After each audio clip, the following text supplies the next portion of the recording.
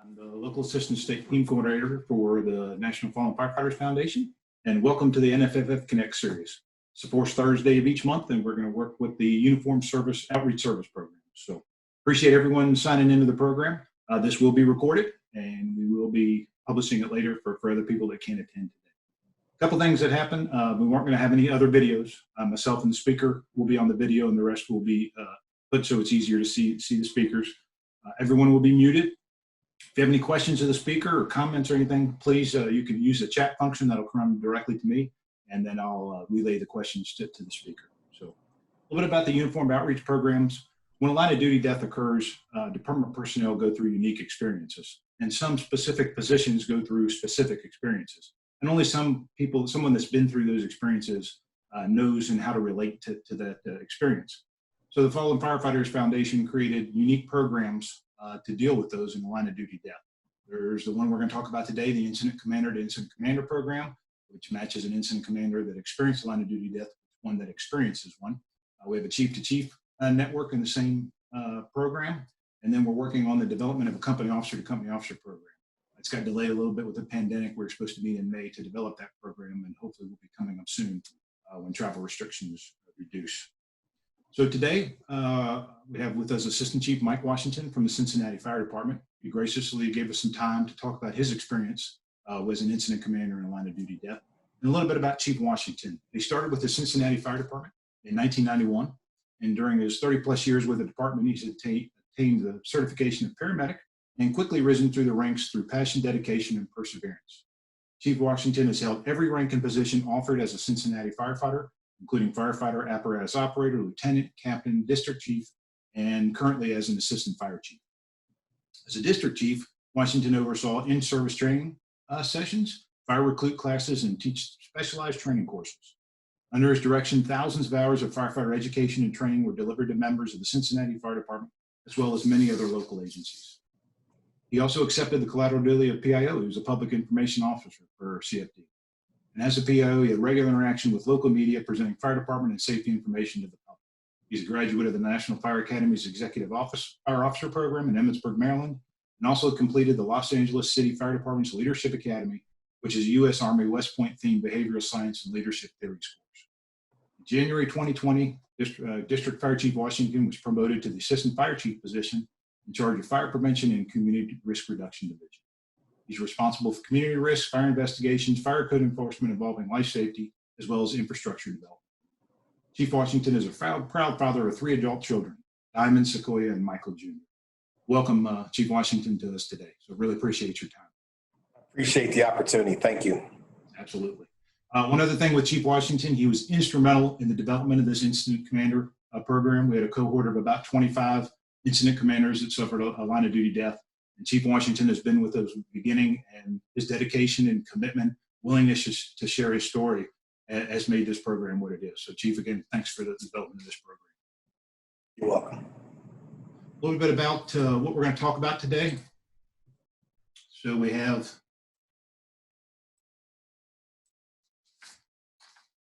on March 26, 2016, a 4-alarm fire broke out in the Kings Tower apartment building. It's a 50-year-old 4-story high-rise building with 38 apartments in Cincinnati, Ohio. What seemed to be a routine fire ended in the line-of-duty death of one firefighter Darryl Borden. And that's what Chief Washington is going to talk about today, is what happened in this and the aftermath and what he dealt with. I'd like to make one note. One things we do with the foundation is we contact the family when we do these type of programs. And Chief Washington reached out to firefighter Gordon's wife, Angela, and a huge supporter of the foundation and the programs. And she is actually on with us today. And Angela, truly appreciate the support and the willingness to share their story so other people can learn. So thank you very much. So, all right, Chief Washington, we'll start with probably the most important thing, obviously, definitely the most important. Tell us about firefighter Gordon. Who was he? What do you want people to know about him? And I'll put up a picture real quick of him here real quick. Well, in a nutshell, Darryl, who I affectionately called Big D, was a humble, an intelligent, a caring, and most of all, an outspoken person the fire service here in Cincinnati. Darryl was a husband, a father, a brother, an uncle, a firefighter and a bomb tech, a strong union man, and an awesome cook. And I was honored to call him my friend. That's who Darryl Borden was, in my opinion. He was a man's man. So he was also a fraternity brother. And one thing that I found out after his passing was Darryl and I had a bond. I met Darryl when I was just hanging around the fire station back in the 80s. And I never knew it until after he had passed that he had a similar track that I had. I was one that kind of followed the firefighters around on my bike, and Darryl did the same thing. And I didn't find that out until after he had passed. So I thought that was a unique connection between Darryl and myself. One special note is when my son came on the fire department in 2013, my son was a legacy firefighter, and Darryl was the first person that he worked with for his first 5 24-hour tours on the job. And one of the things Darryl and I talked about is he said, "Don't worry, I got him." So that was one of those special connections that Darryl and I had. But and he loved his Woodford Reserve and loved the Commodores. So those are the things that I remember about Darryl the most. All right, thanks, Chief. One thing I failed to mention to start with, if you have questions, comments, if you go to the chat feature at the very bottom, and you can type in, everybody's gonna be muted obviously on this, but if you go to the chat function, it'll send straight to me and I can pass on to Chief Washington for any questions or anything as we move through this. So, all right, Chief, tell us a little bit about the day of the incident. Well, the day that I remember, it started out as a routine day. I was the district chief on the east side of the city in District 4. Just a routine day, regular call-offs. In my district that day, we had many people working above grade or out of class. The Cincinnati Fire Department, our fire apparatus operators are promoted people. We had a shortage of those, and we had also a shortage of company officers. So we had people riding above grade in various positions on the initial alarm that responded to the address. I actually had a fire captain, a good friend of mine who's a classmate. He's a current chief now today. He was riding with me as extra that day. It was his first fire. But I remember very vividly 5:32 in the morning. This fire was dispatched as an automatic alarm activation. Before we were able to clear quarters, we were responding with an engine company. I happened to have a person ride with me that morning. I remember before we cleared the bay, the alarm was upgraded to a full box alarm, a full one alarm response. And I remember it was raining when we opened the bay door. So I said, okay, it's going to take us a little while to get there. And I was unfamiliar with I was familiar with the neighborhood, but I was unfamiliar with this building. I'd never seen that building before in my life. So we had just upgraded some radio templates in our department. And so the original alarm was dispatched on one frequency. When it was confirmed to be a one alarm response full box, those companies, when they were woken up, they were dispatched on another fireground frequency. And so there was a disconnect between the initial companies responding and the initial and the companies that were subsequently dispatched on the full response. Didn't take that long to get out to the address, probably 6 minutes, maybe. We were in rain, but I just remember pulling up to the address, recognizing that there was going to be an access issue up the driveway because the first new engine company was laying a 5-inch LDH supply up the driveway. And I knew we were going to have access for the incoming truck companies responding in on the box. And as we arrived into the parking lot, I spoke to my captain that was riding above grade. I said, we have a fire. And actually, back to the dispatch, it came in, it said something to the effect, it was when the automatic fire alarm activation response was dispatched, it said ADTs reporting multiple alarms sounding on multiple floors, and it was 5:30 in the morning, so I'm thinking, there's something going on here. This is probably a fire. And when they upgraded to the full one alarm response, that's when I kind of, in my mind, already knew that we had a working fire. But arriving in the driveway, turning my vehicle where I could get pretty good vantage point of the building, the parking lot was full of people. People were scattering throughout this building, coughing, hacking, those kind of things. And they're reporting there was a fire in the building actually, but it hadn't shown yet. But we did have a light hue of smoke around the building. It was raining, so that humidity in the air was holding the smoke down around the building. It was very, very light at that point.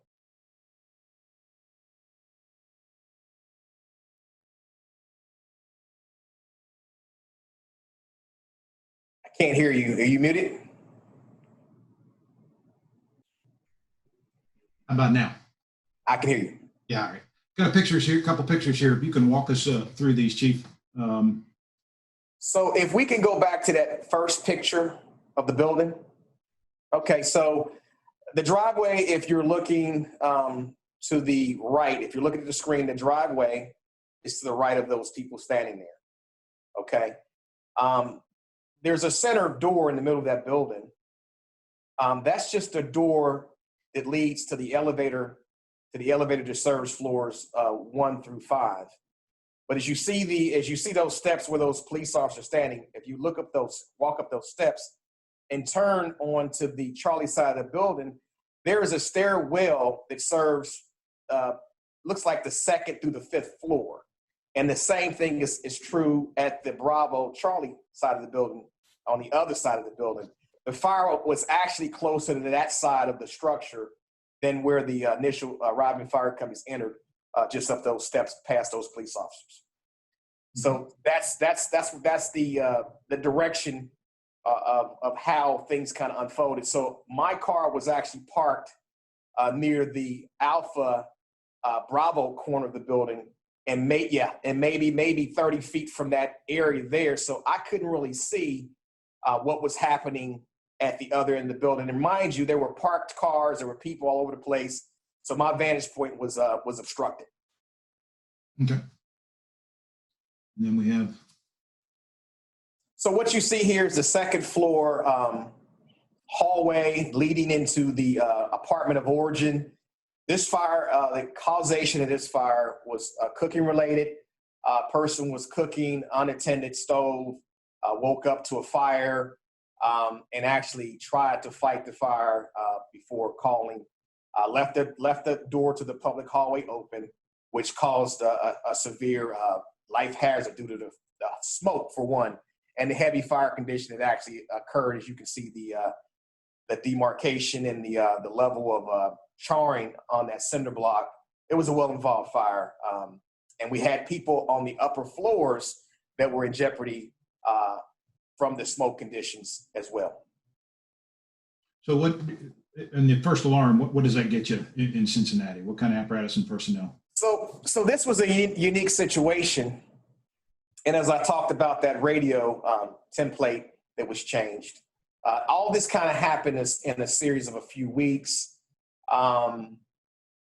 So originally we got an automatic fire alarm activation, and for any types of smoke, water flow, or pull station, a district chief was responding with the first engine and first truck company.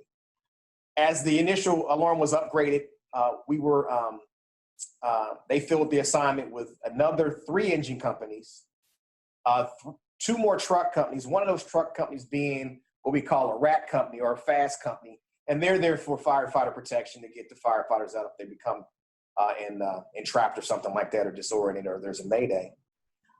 Then there's another district chief that's just dispatched, 1 heavy rescue company, 2 paramedic units, 1 ALS, our advanced life support supervisor, and 1 safety officer, which is what actually happened. But as I said before, some of those companies were on a different radio frequency because of the change in the alarm assignment. Okay. And we got the next picture. So this picture is the patio. This picture is on the Charlie side of the building, not too far from that. I guess that would be the east stairwell at the Bravo Charlie corner of the building. There's an elevation difference with this property, which I did not catch. But if you go up those steps, that's actually the 2nd floor. That's at grade. That's at grade level. And where I was standing, I would be like a story down in the parking lot on the Alpha side of the building. So that is the actual kitchen area for the apartment of origin. All of those rooms were involved in fire at some point in that apartment. We had a question here, the occupancy of the building, multifamily, is it anything special, assisted living or any of that, or just a general multifamily building? This was a type 2 multifamily, no special circumstance. This was mixed people living there. There were children, there were seniors, there were different, pretty much all facets of the population was living in this property. This property was probably a rock's throw from being out of the city. So we're at the very end of the city limits. And as I said, it was raining, so you can expect companies to be delayed in their response just because of the rain. And it was almost, 5:30, 6 o'clock in the morning, so you got traffic. Okay. And we have another picture here. Okay, this is a picture of the elevator door to the elevator shaft on floor number 5. There was a call from dispatch to me indicating that there were people trapped, I believe, in apartment 557, which indicated the 5th floor. And they were, as I read through the report, apparently these people were on the fire escape, or excuse me, the balcony, which was just directly below that 2nd floor patio. And they were in smoke in a bad way. And so they were requesting rescue. There was also a smoke condition in the 5th floor hallway. There was smoke on floors 2, 3, 4, and 5. And so this is where our issue happened with Darryl Borden. This is an outward swinging door. This door opens outwardly into the public hallway, and there should have been an elevator car there if that door was released. There should have been an elevator car there, and unfortunately, there was no car there. The car was down between floors 1 and 2. And Gordon tragically fell to his death through that door. Okay. One more, I believe this is the 5th floor here. Yes, as you can see, just on the floor, there's a lot of smoke, soot-covered flooring there. The company that Darryl was assigned to was Heavy Rescue 14. They were responding out of the station that I'm at today. They're downtown. They're probably every bit of 10 to 12 miles away. So they responded on the 2nd alarm. And by the time they got there, we were trying to conduct primary searches of floors 2 through 5. And so they got the 5th floor because that's where we needed them to go. And that's how they ended up on the 5th floor. Okay. All right. It's been a little over 5 years since the incident. So what do you want today's firefighters to know about this incident? What will help them in the future? Well, take no routine response to an automatic fire alarm activation lightly. I've been on the Cincinnati Fire Department for 28 years. I've worked in the county for 3. And it seems like if you were to go back in history, the Louisville Fire Department suffered some line of duty deaths in a mid-rise automatic fire alarm activations. And we've had several automatic fire alarm activations in the last several years that have turned into multiple alarms requiring rescue and a mayday. We had one of those 2 years ago. And fortunately, from some of the lessons learned, that situation was not tragic. We were able to get that member out of the building quite quickly. So don't take alarms of fire lightly. If there's an alarm going off, it's going off for a reason, whether that's due to malfunction, weather, lightning, or if there's actually a fire. Train like your life depends on it because it does. Take the time while you're out riding through your neighborhoods, responding to medical emergencies. If you do that, if you first respond, take the time to look and see what's going on in your first due response area. Pre-plan when you in these buildings making these medical runs. Take the time to try to undress that building before it's 5:30 in the morning. And you can learn a lot. Historically in the fire service, there's a lot of people leaving the job, and a lot of the historic knowledge is leaving. And we're not the only departments being affected by that, but the old heads at the kitchen table are kind of disappearing. And so a lot of that knowledge is going with them. So we got to impart on our younger members to make sure that they put those smartphones down and they start actually keeping their head on a swivel and seeing what's actually going on, because this job, unfortunately, you can lose your life doing this job, and it's a reality. All right, what kind of changes were implemented in the agency after this tragedy? Well, there were 3 published documents. There was a NIOSH report, as you're aware of. It was a 52-page document from the federal government, and they were pretty clear in some of the things that they discovered. Then there was a preliminary report that was 29 pages that we actually authored here. And then there was a third Cincinnati Fire Department report that was 353 pages. And that was more in depth on how we could be better as a department. Some of the changes that we've implemented in the last 5 years was we went from a 28-week fire recruit class to a 30-week fire recruit class. So we increased our training at the Recruit Training Center. We also increased our live fire training activities. The last fire recruit class that I was responsible for training with some of the other members of the department. We have some excellent instructors here. So that actually the last 2.5 classes I had some input on, but they have about 30 to 31 days of actual live fire training. So everybody's getting time on dragging hose around bends. They're doing the firefighter Connex T training. They're doing the live burns in the fire building. They're getting a lot of nozzle time because, as you know, fires are burning much hotter. They're energy efficient buildings out here. Our PPEs is the top of the line, but we're dealing with the science experiment here. Fires is exactly what it is, and it's pretty unpredictable. It should do certain things, but sometimes it just don't. So live fire training has been one of those things that we've harped on here. Flow path education, that's a new one.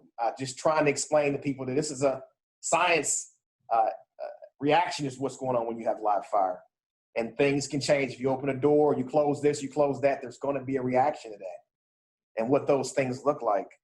Fire apparatus operator training was part of we actually did some research and applied for a FEMA grant for some of those things that were identified in the reports that we needed to work on. And one of the things that the report talked about was fire apparatus operator training. So we actually got dang near 90% of our fire apparatus operators through, and some of those people that actually ride in the capacity of an acting apparatus operator. We've made sure they've gotten the training that they need, and we've actually brought a fire apparatus operator down to the training center on a full-time basis to make sure that remedial training is conducted, in-service training is conducted as it relates to fire apparatus operations.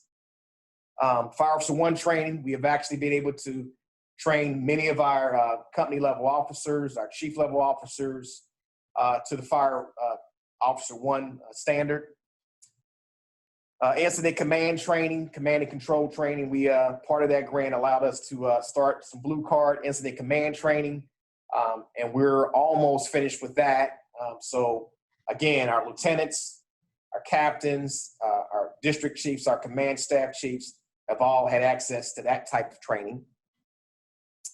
We've also beefed up the acting officer training cadre. There's a packet that we've actually reinforced some of the things that these guys who are riding above grade in the acting officer spot, some of the things we expect of them. And we're actually now trying to bring those people back on a routine basis just to make sure that they're still sharp on their skill sets. Fire Officer 2's coming. We have some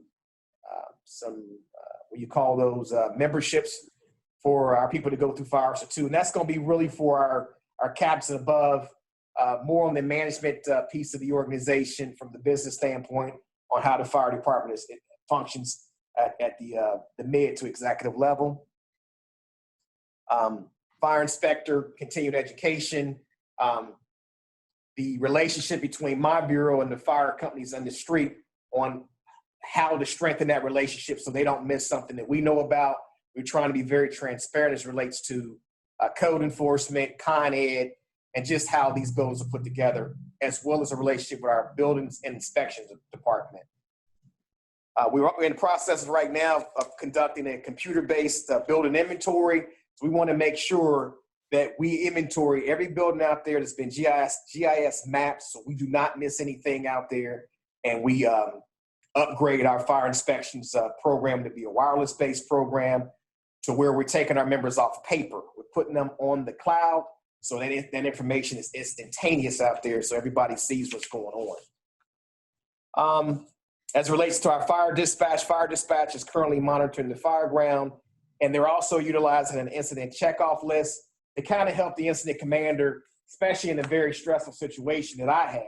I had a pretty good dispatcher that was kind of working ahead of me on some things, seasoned old school dispatcher, but we do have a lot of new dispatchers up there at the dispatch center that just really don't have a lot of experience as it relates to monitoring a fire ground. So we're making sure they understand what it is we're trying to do. And so their checkoff list kind of mirrors our checkoff list as incident commanders, if that makes any sense. We're updating our premise history procedures. So the situation that kind of happened to me, not really knowing what that building was about, I didn't know there was an elevator in that building from just looking at it from the outside until I kind of stepped back from it. So we're having the companies go out and pretty much scrutinize their first due response areas, to identify buildings that have special hazards to us as firefighters. We're also, on our response, that fourth due engine company is what we call a safety engine, and they're responsible for helping the incident commander with accountability, helping the incident commander with the air management. All of our SCBAs have the capability to talk to a computer as far as how much air supply people are expending. And then we also use two of those people to actually help out that RAC company to augment their personnel. And the RAC company's job is to actually soften the structure for us to get out in case something happens. But sometimes firefighters would take themselves out of those roles of being those specialized companies. And so we have basically a no change policy now, unless the incident commander allows that company to change from that designation. And then if that happens, the dispatch center has to immediately dispatch another one of those specialized units in the place of that unit that we utilize. And that's kind of what happened to me in my situation. I utilized both of those companies for firefighting operations, and unfortunately, they didn't get replaced right away. That's pretty much what we got going on, and we're just trying to make sure that we are better than we were 5 years ago, and we're moving forward. Sounds like quite a cultural change for the agency since the tragedy. Well, as you know, we've been around here in the Cincinnati Fire Department. We're the oldest professional paid fire department in the United States. Some would say otherwise, but 167 years of tradition, and, culture with each strategy any day of the week. So we're basically really trying to get everybody to understand the importance. And anytime you lose a member of your family, like we did with Darryl, it hurts. It really do. And it's not a day that don't go about it, I don't think about it, honestly. Very good. How did the department regain its confidence after the incident? Was there did they suffer a loss in that, and how did that be regained? Well, Darryl was one of those guys who's bigger than life. You come into the firehouse and you would hear his voice without even seeing him. You already knew Darryl was out there, giving it to somebody. In a constructive way. And to lose a guy like that was shocking. Darryl could have retired. He was in what we call the drop program. He was in what we call the deferred retirement option plan. Darryl was 54 years old, and the last day that I seen Darryl before his injury, he was on a truck company up in North Avondale, 54 years old, on the turntable, on a truck company, ATO, air truck operator. And there was a young kid behind him sucking wind, and Darryl was like, "Hey, keep up with me, kid." He was just that guy, And so when he was no longer here, it was a lot of self-reflection. How could this happen to us? But it's like anything else, we started thinking about, what would he want us to do? What would Big D want us to do? He wouldn't want us to sit around and lick, cry and woe is me. He would say, suck it up. This is what we get paid to do. But we also had to look at ourselves and go, what went wrong and what just happened? And it was painful. It was painful. When you lose a person, you got to look at yourself in the mirror. There was things that I wish I'd have done differently. And it's painful. So How do we get back? One day at a time, one day at a time, one day at a time. And that's kind of how we did it. Trained, took a hard look at ourselves, tried to put those egos down, and just got to work, you know. That's how we did it, one day at a time. Okay. Tell us a little bit about what, as the incident was unfolding, what did you experience? What did you go through? I would say that it's like holding your breath. Literally, when I pulled into that parking lot, you know, you're so much going on. There was 3 incidents in one. And you got an unchecked fire in a low-rise structure. You got companies that are not communicating with you. There's things that you should think. There's like a timer in your head on what things should be happening, but those things weren't happening. So you're like, what is going on? It's almost like being in the Twilight Zone. You're watching this thing unravel, and it's like you're almost having an outer body experience. Like, is this really happening to me? Let alone my guys. You know, I got 2 engine companies making a stretch that I thought was going on in that building. I got a truck company that's doing a primary search, you know, and I got a heavy rescue unit that showed up, and, you know, I knew that the guy on the rescue pretty well. And I'm like, hey, I'm not getting good intel. So holding your breath is what it felt like. So unchecked fire, multiple people requiring some form of rescue. And if they were showing it at the windows on a balcony, I wasn't too concerned about those people. I was really concerned about the ones we couldn't see. And then it's the Mayday. You know, that came well down the road in this incident, but it was like one thing after the next. It was almost like a quarterback that's got the D coming at him, and he's running for his life. That's kind of what it felt like in my mind. And I was just kind of thinking through it and trying to remain as calm as I could, because I knew that we couldn't abandon the building. We couldn't go defensive. We had to stick in there. And then hearing the reports that we got firefighters burned. Okay, how many and where are they at? And then eventually trying to get an accountability roll call to account for all our members. And then within minutes, we get a Mayday. It's gut wrenching to me, because you have that moment where you go, what did I just hear? Because you practice for it, you train for it, and everything sounds by the book. You know, Maydays don't go like that. They do not go like you plan them to go. They go the way they want to go. But I will tell you this: our guys, they stood up that day. They stood up. They got him out in 13 minutes. They went through hell to get him out. They got him out. I could look in these guys' face and see the determination. So that I was proud of. Our guys, they mounted up, they kicked in, and they got him out. So that right there was something that I'll never forget.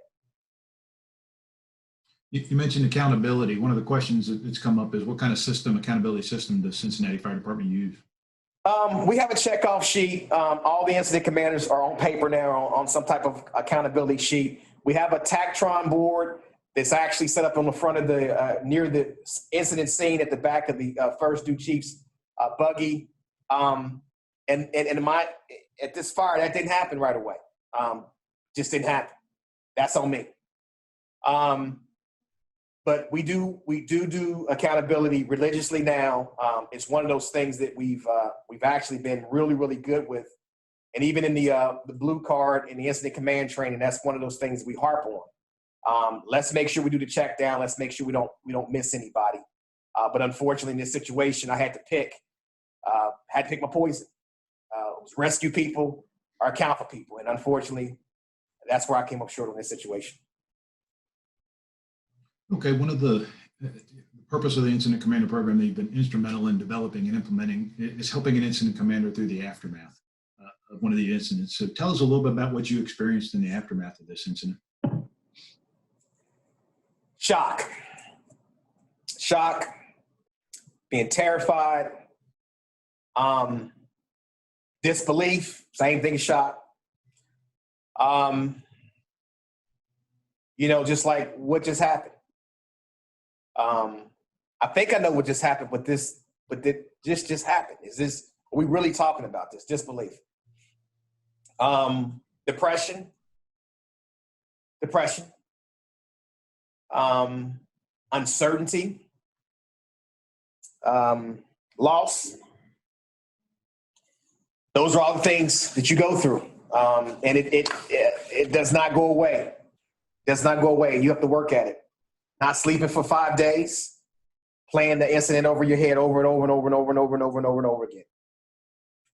And then at every so often, when you think you could have done something differently, well, why come you didn't do this or why come you do that? That's a big thing that actually happens. So that's what I experienced. And the fear of making another fire. I didn't want to respond to another alarm of fire ever again. Because it's you're now a member of a group you don't want to be associated with. So it's almost like you the black sheep or something, because other people don't really understand what you've been through. So that's hard. And I will say, flying to Denver out to be with the rest of the guys and gals, I didn't know what to expect. I thought I was the only one. But then walking into that room and, everybody could look at each other and you could tell who people were. And, it was really, really, really difficult to start talking. But after you started talking, you were like, man, we're all the same. And so that was really, for me, that was really the turning point in my development, because I've been holding on to a lot of stuff.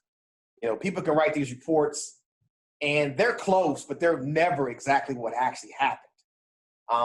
And so that's something that you always process and internalize. People's minds play tricks on them when they're writing things and they're recording things, and radios don't record everything that actually happened.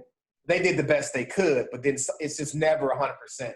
So, that's just something you have to accept. You mentioned never wanting to go to a fire again. How do you regain your confidence to do the job again and to command an incident?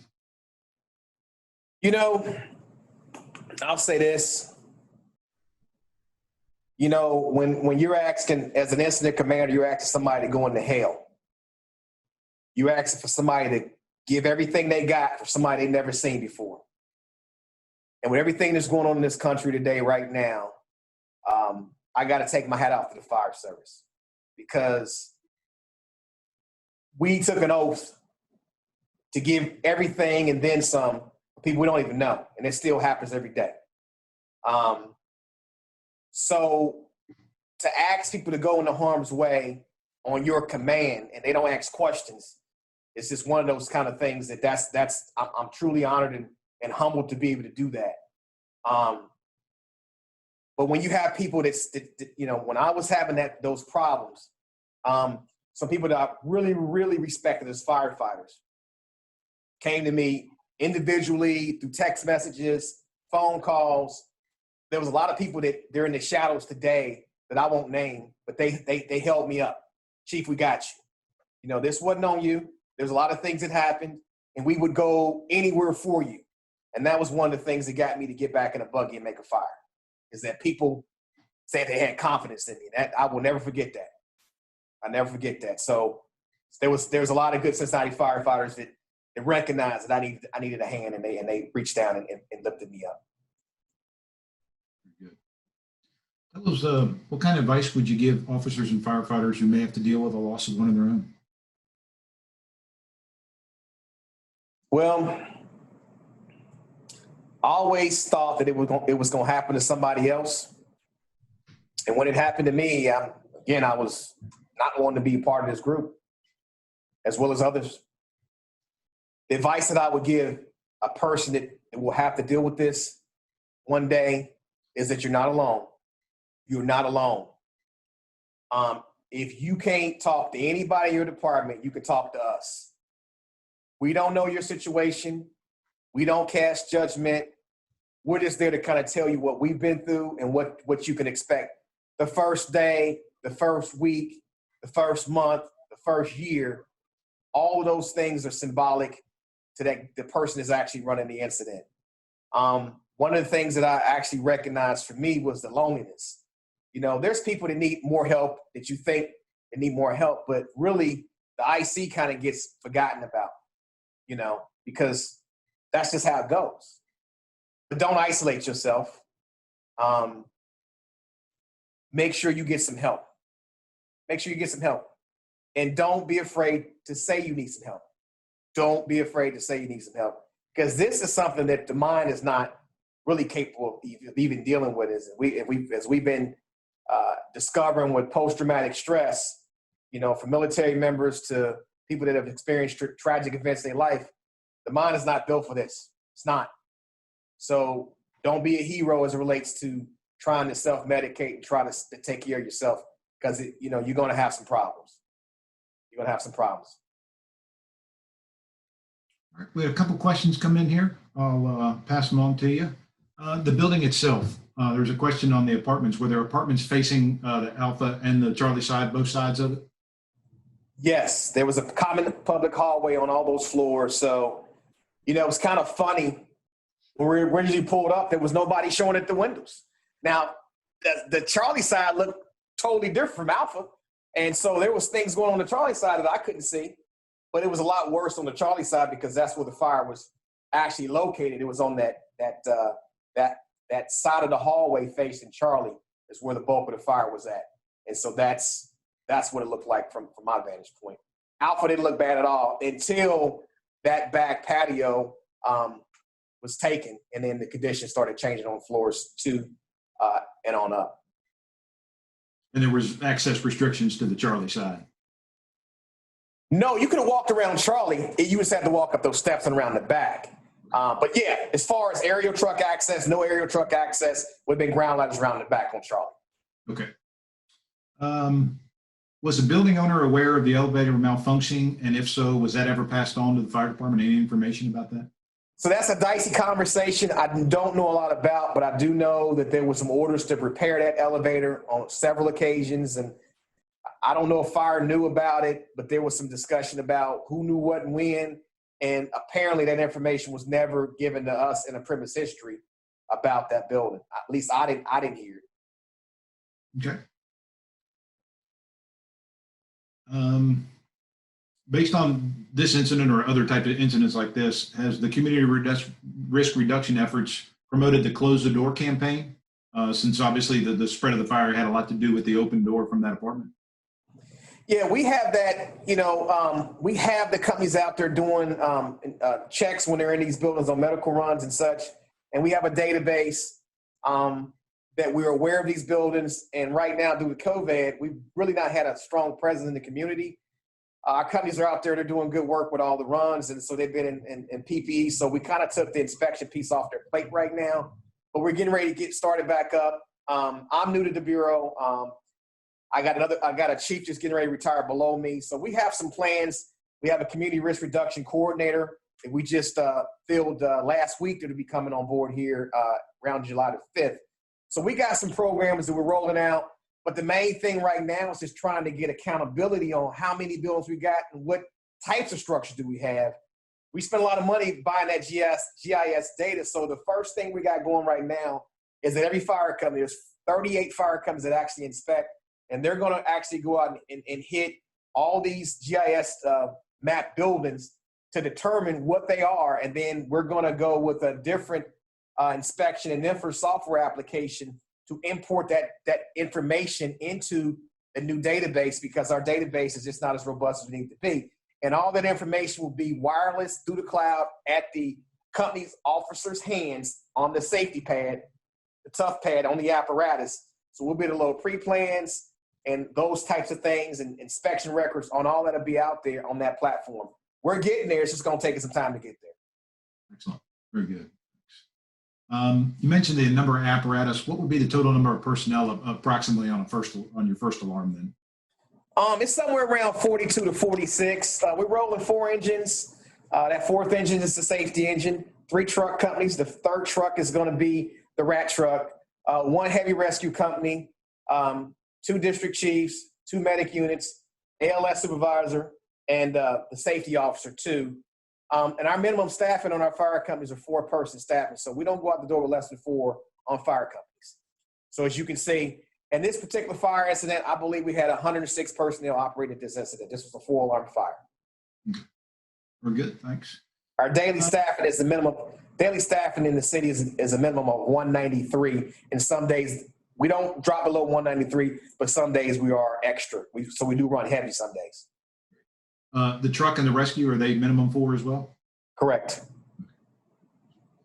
All right, you mentioned the blue card training. The question about, did that change, the blue card change the way that you manage incidents, that you perform command functions? So yes, we're in the process of trying to, understand we have what we call a still alarm, and a still alarm is a reduced 1 alarm response. So we have 2 engines, 2 trucks, 1 heavy rescue, and 1 chief going on a still. And a still it's kind of like for a smell of smoke or microwave on fire, oven on fire, something that is pretty much incendiary in relation to how big that fire is going to be. So those companies are going to go right into work. On the full box 1 alarm, you're getting that 4, 3, and the rest of those companies responding in. So what Blue Card has kind of done is it's kind of giving the incident commander the autonomy to put the first 2 engines and 1 or 2 trucks into service, and then hold everybody else back in level 1 staging, depending on what's going on upon arrival. If it's a well-involved fire, then those other companies will be given some instructions from those initial arriving incident commander, whoever that may be, if it's the first 2 engine or first 2 truck, to give them kind of a synopsis of where they kind of want them to go as they kind of deploy their resources. So yes, it has had an effect, and we've actually been able to stop that overpopulating the building. 1.5-story Cape Cod, you probably don't need 20 guys inside of that building. So that's kind of helped the incident commander to manage those resources as they respond inbound. Okay. There's a question about, you referenced Denver. I'll just explain. Denver was back in June of last year. We brought a cohort of 25 incident commanders that experienced a line of duty death. And that was the initial meeting Chief Washington was involved in. And there's a creation of the incident commander program, which one of the key components he's talking about is the peer-to-peer network. That if someone experiences line of duty, we'll match them with somebody like Chief Washington that's experienced that line of duty death, so they can help them through the process. So that was the mention of Denver. How'd you get a view of the Charlie side? Was there somebody did a 360? Was there a company assigned to it? How'd you get the conditions back there? Actually, the guy, my captain was riding with me. He went around Charlie, got a look at it. I went around there, but I didn't make the turn because the building was so long. So I'm like, okay, where's the fire? Because it hadn't showed itself yet. So I went around from Alpha to Bravo to Charlie. I didn't go up the hill.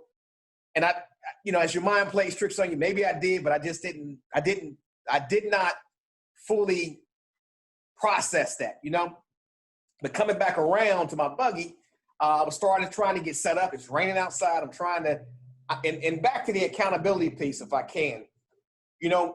Our CAD in our front riding area, when they upgraded to that full box, I didn't get any of those companies populated. I didn't get the second, third, fourth engine. I didn't get the second and third truck. I didn't get any of those other units. So I had to kind of try to figure out who was coming. But we're at the end of the city, so it all depends on who's at home and where they're coming from. So I had to try to guess on who was actually coming on that first alarm. But so Charlie, I got a chance to look at it, but I don't even know if I processed it with a change elevation. And when they said floor 2, I didn't even process that. So it was just one of those things that, again, if I'd have known it was on the Charlie side on the second floor right there, we would have put it out from the exterior and pulled everybody out of the hallway and knocked it down. The hose stretch, was there standpipe? What kind of protection system? Was there standpipes in there? Did you have to stretch it from the apparatus? What was that done? Yeah, they made the stretch off the apparatus, I believe. I don't know if they went off the cross layer or off the back long stretch, because all of our apparatus are set the same way. There's 250 feet of inch 3/4 in both cross lays, and it's color coded. And off the back, number 5 discharge, there's 2 sections of 2.5, and then 7 sections of inch 3/4. So it's kind of like a telescopic stretch, like a yard lay.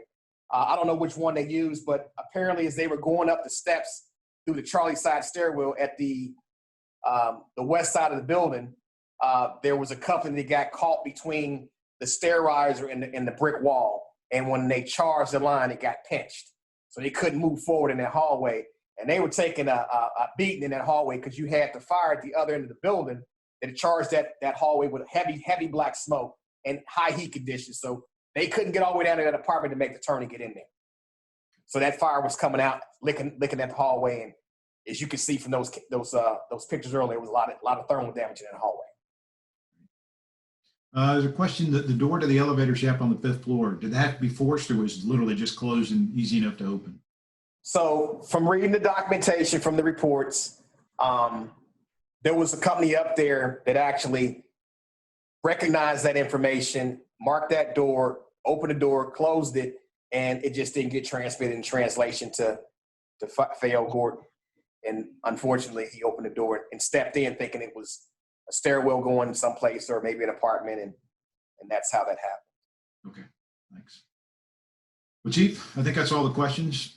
We have absolutely tons of comments appreciating you sharing your story and the information, literally tons of comments on that. And everybody really appreciating your heartfelt comments and willing to share your story to help others. So thank you very much. Absolutely. I'd just like to say, to my firefighting family out there, train, take a moment to get situationally aware of what's going on around you, and just be safe out there. Make sure that you are watching your people in the fire stations because there's a lot of stuff going on. It's not always fire-related responses, but make sure you keep an eye on your people. And if they're showing some types of signs of some type of situation, make sure you get them some help. Don't just don't just think they're gonna figure it out because they may not. Very good. Probably another 20 comments come in thanking you for everything you shared with us. So again, Chief, thanks for taking your time. Thanks for everything you've done with the program and appreciate you sharing your story with us. You're welcome. Yep. Thank you. Mrs. Gordon, thank you very much for your support of the entire program and your support of this initiative with Chief Washington. Truly appreciate it. Again, any information, we can provide any more information, firehero.org. There's some information about the Incident Commander Program, Chief to Chief Network. Those are on there. Has my contact information. There's a form you can fill out, please. I'll get right back to you and provide any information we can to you on these programs. Our next in this series is Thursday, the 4th Thursday in July 23rd. We'll be talking to Chief Stephen Schaefer from the Boston Fire Department on a Boston Brownstone fire with some firefighter fatalities. So we'll be going through that in the 4th Thursday of July, if you can join us for that. So appreciate everybody signing in. We appreciate that. Again, Chief, thank you very much and hope everybody has a great day. Thank you. Thank you. Good day.